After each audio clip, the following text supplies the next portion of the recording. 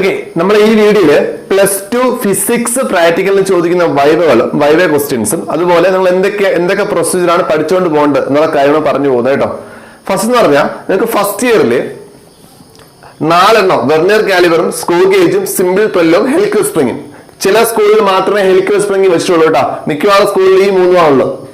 അപ്പൊ ഈ 4 experiment second year ആണെങ്കിൽ കോൺകേവ് മിറർ, കോൺവെക്സ് ലെൻസ്, ഓംസ്ല, അത് 3 ആണ്. ഇതിൽ നിങ്ങൾ വൈവ ചോദിക്കുന്നത് നിങ്ങൾക്ക് ഏത് എക്സ്പെരിമെന്റ് ആണോ കിട്ടുന്നത് അതിൽ നിന്നായിരിക്കും വൈവ ക്വസ്റ്റ്യൻ ഉണ്ടാവുന്നത്. മിക്കവാറും കേസുകളിൽ വൈവ അങ്ങനെ ചോദിക്കാറില്ല.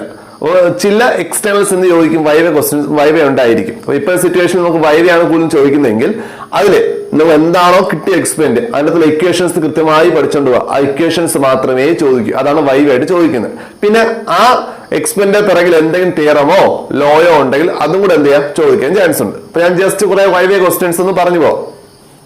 ഈ വെർനിയറിലും സ്ക്രൂ ഗേജിലും ചോദിക്കുന്ന ഒറ്റ വൈവയാണ് ചോദിക്കുന്നത് എന്താണ് ലീസ്റ്റ് കൗണ്ട്. ഇതിൽ വരുന്ന ഒറ്റ വൈവ ക്വസ്റ്റ്യൻ ഉള്ളൂ, എന്താണ് ലീസ്റ്റ് കൗണ്ട്. ലീസ്റ്റ് കൗണ്ട് എന്ന് പറഞ്ഞാൽ ഇത്രയേ ഉള്ളൂ, ഒരു ഡിവൈസ് കൊണ്ട് മെഷർ ചെയ്യാൻ സാധിക്കുന്ന ഏറ്റവും ചെറിയ അളവ്. അതിനെ പറഞ്ഞ പേരാണ് ലീസ്റ്റ് കൗണ്ട്. പേജിനുണ്ട് ലീസ്റ്റ് കൗണ്ട്. അത് വെർനിയർ എടുക്കുകയാണെങ്കിൽ 0.1 മില്ലിമീറ്റർ, നമ്മളത് സെന്റിമീറ്ററിലൂടെ കൺവേർട്ട് ചെയ്യും, 0.01 സെന്റിമീറ്റർ. സ്ക്രൂ ഗേജ് എടുക്കുകയാണെങ്കിൽ 0.01 മില്ലിമീറ്റർ. ആ വാല്യൂ പഠിച്ചു വെക്കണം. അതുപോലെ ഈ വെർനിയറിന്റെ ലീസ്റ്റ് കൗണ്ട് കാണാൻ വേണ്ടി കുറച്ച് സ്റ്റെപ്പ് ഉണ്ട്, ഒരു 3 സ്റ്റെപ്പ് ഉണ്ട്. ആ 3 സ്റ്റെപ്പ് കൃത്യമായി കാണാൻ പഠിച്ചോണം കേട്ടോ, വളരെ ഇമ്പോർട്ടന്റ് ആണ്. അതുപോലെ സ്ക്രൂ ഗേജ് ഉണ്ട്, അവിടെ 5 സ്റ്റെപ്പ് പഠിക്കാണ്ട് ലീസ്റ്റ് കൗണ്ട് കാണാണ്ട് 5 സ്റ്റെപ്പ് ഉണ്ട്, അതും പഠിച്ചു വെക്കാം. അതുപോലെ സ്ക്രൂ ഗേജില് സീറോ കറക്ഷൻ എന്താണെന്ന് ചോദിക്കും. സ്ക്രൂ ഗേജില് ഇത് രണ്ടേ ഉള്ളൂ. സീറോ കറക്ഷൻ ചോദിക്കും. അത് ഞാൻ എക്സ്പ്ലെയിൻ ചെയ്യും, പറഞ്ഞു ലൈവായിട്ട് എക്സ്പ്ലെയിൻ ചെയ്യുന്നതായിരിക്കും. അപ്പൊ ഞാൻ പറഞ്ഞു, അപ്പം കണ്ടാലേ മനസ്സിലാവും എന്താണ് സീറോ കറക്ഷൻ. അതും ചോദിക്കും, വേറെ ഒന്നും അതിനകത്ത് വരില്ല. പിന്നുള്ള സിമ്പിൾ പെൻഡിലാണ്. സിമ്പിൾ പെൻഡിൽ ചോദിക്കുന്നത് നമ്മളെ സിമ്പിൾ യൂസ് ചെയ്യുന്നത് ജി കാണാൻ വേണ്ടിയാണ്. ജി കാണാൻ ഫോർമുല അങ്ങ് പഠിച്ചു വെക്കുക. 4π² L/T². ഇത്രേ ഉള്ളൂ. അത് സിമ്പിൾ പെൻഡിൽ എന്ന് പറഞ്ഞാൽ അതിനകത്ത് സെക്കൻഡ്സ് പെൻഡിലും ഉണ്ട്. സെക്കൻഡ്സ് പെൻഡിൽ എന്താണ്? സെക്കൻഡ്സ് പെൻഡിലും എന്ന് പറഞ്ഞാൽ ടൈം പീരീഡ് 2 സെക്കൻഡ്. ഇത്ര അറിഞ്ഞാൽ മതി. പിന്നെ ഉള്ളത് ഹെലിക്കൽ സ്പ്രിങ്. വളരെ റെയർ ആയിട്ട് മാത്രം ചോദിച്ചോടാ ഹെലിക്കൽ സ്പ്രിങ്. അവിടുത്തെ ഇക്വേഷൻ മാത്രം പഠിച്ചാൽ മതി. 2 മെത്തേഡ് ഉണ്ട്, ലോവർ എക്സ്റ്റൻഷൻ മെത്തേഡ് ഉണ്ട്, അതുപോലെ ഓസിലേഷൻ മെത്തേഡ് ഉണ്ട്. അത് മിക്കവാറും വയ്ക്കാൻ ചാൻസ് കുറവാണ്. അത് വയ്ക്കുകയാണെങ്കിൽ അത് ഇക്വേഷൻ മാത്രം പഠിച്ചാൽ മതി, വേറെ വൈവ ക്വസ്റ്റ്യൻസ് ഒന്നും ഇല്ല അതിനകത്ത്. അത് സെക്കൻഡ് കോൺകേവ് മിററും കോൺവെക്സ് മിററാണ്. കോൺകേവ് മിറർ, കോൺവെക്സ് മിറർ രണ്ടിലും ഇക്വേഷൻ കാണാൻ പഠിക്കുക. ഒന്ന്. രണ്ടാമത്തത് ഡിസ്റ്റന്റ് ഒബ്ജക്റ്റ് മെത്തേഡ്. രണ്ടിനും കോമൺ ആണ്, ഡിസ്റ്റന്റ് ഒബ്ജക്റ്റ് മെത്തേഡ്. അതിന്റെ പ്രിൻസിപ്പിൾ എന്താണെന്ന് ചോദിക്കും. അതിന്റെ പ്രിൻസിപ്പിൾ ഇത്രയേ ഉള്ളൂ, ഒബ്ജക്റ്റ് ഇൻഫിനിറ്റി ഇരിക്കുകയാണെങ്കിൽ ഇമേജ് ഫോക്കസിൽ കിട്ടും.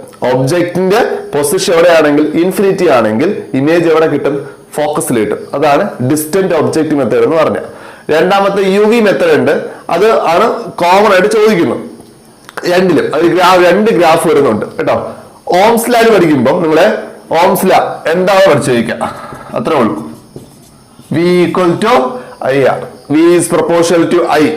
അതാണ് ഓംസ് ലാ എന്താണ് പഠിച്ചു ചോദിക്കുക, അത്ര വല്ലതുള്ളൂ. ഓംസ് ലാ എന്താണ് പഠിക്കുക? റെസിസ്റ്റിവിറ്റി കാണാനുള്ള ഫോർമുലയും പഠിച്ചു ചോദിക്കുക. റെസിസ്റ്റിവിറ്റി കാണാനുള്ള ഫോർമുല എത്രയേ ഉള്ളൂ? R/πr² എന്താണ്? L. അതുകൂടെ പഠിച്ചു ചോദിക്കുക.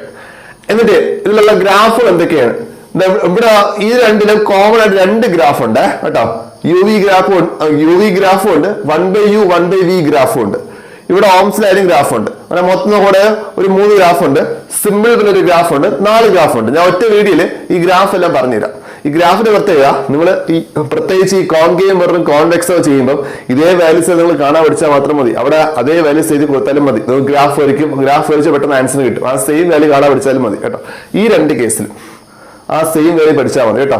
പിന്നെ ഈ വെർനിയറൊക്കെ ചെയ്യുമ്പോൾ ചില ഉഡായ്പ് വേറെ കൊണ്ട് കേട്ടോ, പെട്ടെന്ന് ആൻസേഴ്സ് ഒക്കെ നമുക്ക് എഴുതാൻ പറ്റും. നോക്കിയില്ലെങ്കിൽ നമുക്ക് ജസ്റ്റ് അങ്ങ് എഴുതി പോരാനൊക്കെ പറ്റും.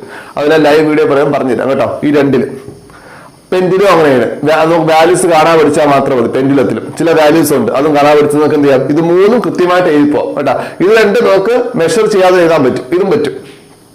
ഓംസ് ലാ ചെയ്തോളൂ കേട്ടോ. ഓംസ് ലാ ചെയ്തോളൂ, വേറെ എല്ലാവരും മാറിക്കൊണ്ടിരിക്കും. വോൾട്ടേജ് വ്യത്യാസം മാറിക്കൊണ്ടിരിക്കും. ഇത് നമുക്ക് എന്ത് ചെയ്യാൻ പറ്റും, വാല്യൂസ് നേരത്തെ നോക്കിക്കൊണ്ട് പോയാൽ അതേ വാല്യൂസ് വെച്ച് ആൻസർ ചെയ്യാൻ പറ്റും കേട്ടോ.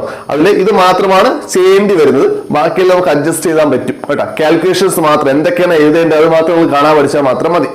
ഫസ്റ്റ് ഇയർ 2 കൂടെ ഉണ്ട് കേട്ടോ.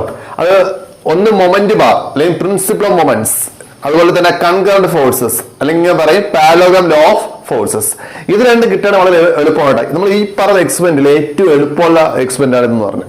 ഒരു ഗ്രാഫില്ല, വേറെ ഒന്നുമില്ല, ഈസിയാണ്, പെട്ടെന്ന് ചെയ്യാം. വേറെ 5 മിനിറ്റ് കൊണ്ട് മൊമെന്റ് അറിയാൻ പറ്റും, അത്രയ്ക്ക് ഈസിയാണ്. കൺകറന്റ് ഫോഴ്സ് എത്ര ചെയ്യാൻ വേണ്ടി 5 മിനിറ്റ്, അതായത് നമുക്ക് ചെയ്യാൻ വേണ്ടി 5 മിനിറ്റ് മതി. പിന്നെ ഒരു കുഞ്ഞ് ഗ്രാഫ് അല്ല അത് സംഭവം എന്ന് പറഞ്ഞാൽ, അതൊരു നമുക്കൊരു ആർക്ക് വരയ്ക്കുന്നതാണ്, അതിൽ 5 മിനിറ്റ് 10 മിനിറ്റ് ഒരു ചെയ്യാൻ വേണ്ടി. ഇത് രണ്ടും ഏറ്റവും എളുപ്പം എന്ന് പറഞ്ഞാൽ വേറെ ഒന്നും പഠിക്കേണ്ട ആവശ്യമില്ല, ഒരൊറ്റ ഫോമുലേ ഉള്ളൂ കേട്ടോ. അപ്പൊ ഇതും കൂടെ ഇൻക്ലൂഡ് ചെയ്യണം. ഈ മൊമെന്റ് ബാർ മിക്കവാറും എല്ലാ സ്കൂളിലും വെക്കാറുണ്ട് കേട്ടോ. കൺകറന്റ് ഫോഴ്സസ് ചില സ്കൂളിലാണ് വെക്കാറുള്ളത്. ഈ എക്സ്പെരിമെന്റുകളില് എല്ലാം ഒന്നും എല്ലാ സ്കൂളും വെക്കില്ല. നിങ്ങൾ എന്താണോ നിങ്ങളെ റെക്കോർഡിൽ എഴുതിയിട്ടുള്ളത് അത് മാത്രം പഠിച്ചുകൊണ്ട് പോയാൽ മതി കേട്ടോ. അതിനകത്ത് മൊമെന്റ് ബാറോ കൺകറന്റ് ഫോഴ്സോ ഉണ്ടെങ്കിൽ മാത്രം പഠിച്ചാൽ മതി. ഈ ഇത്ര എണ്ണത്തിൽ ഇപ്പൊ എത്ര ഉണ്ട്, ഈ 5, അവിടെ 7, ഇവിടെ എത്ര 8, 9, ഞാൻ 9 എഴുതിയിട്ടുണ്ട്. ഈ 9 6 നിങ്ങളെ സ്കൂളിൽ മിക്കവാറും ചെയ്തിട്ടുണ്ടായിരിക്കും. 6 ആ 6 മാത്രം പഠിച്ചാൽ മതി കേട്ടോ. ഈ 6 എന്നുള്ളത് വീണ്ടും കുറയും, ഒരു 4 ഫസ്റ്റ് ഇയർ 2, സെക്കൻഡ് ഇയർ 2 ഒരു 4 കുറയാൻ ചാൻസ് ഉണ്ട്. അപ്പൊ എന്താണോ സ്കൂളിൽ പറഞ്ഞത് അത് മാത്രം നിങ്ങൾ പഠിച്ചാൽ മതി കേട്ടോ. അപ്പൊ ഇത്രേ ഉള്ളൂ, എളുപ്പമാണ് ഫിസിക്സ് കേട്ടോ. കൃത്യമായിട്ട് എഴുതാനുള്ളത് മാത്രം കൃത്യമായിട്ട് പഠിച്ചോണ്ട് പോവാ, തെറ്റാതെ പഠിച്ചോണ്ട് പോവാ, കോളമല്ല കൃത്യമായിട്ട് പഠിച്ചോണ്ട് പോവാ, വേറെ ഒന്നുമില്ല, എളുപ്പമായിരിക്കും കേട്ടോ. എല്ലാവർക്കും ഫുൾ മാർക്ക് കിട്ടും. അപ്പൊ നമ്മള് ബാക്കിയുള്ള കാര്യങ്ങളൊക്കെ ലൈവ് വീഡിയോ പറയുമ്പോൾ നമുക്ക് ഡൗട്ടുകളൊക്കെ എന്ത് ചെയ്യാം, അവിടെ നമുക്ക് കറക്റ്റ് ചെയ്ത് പോകാം.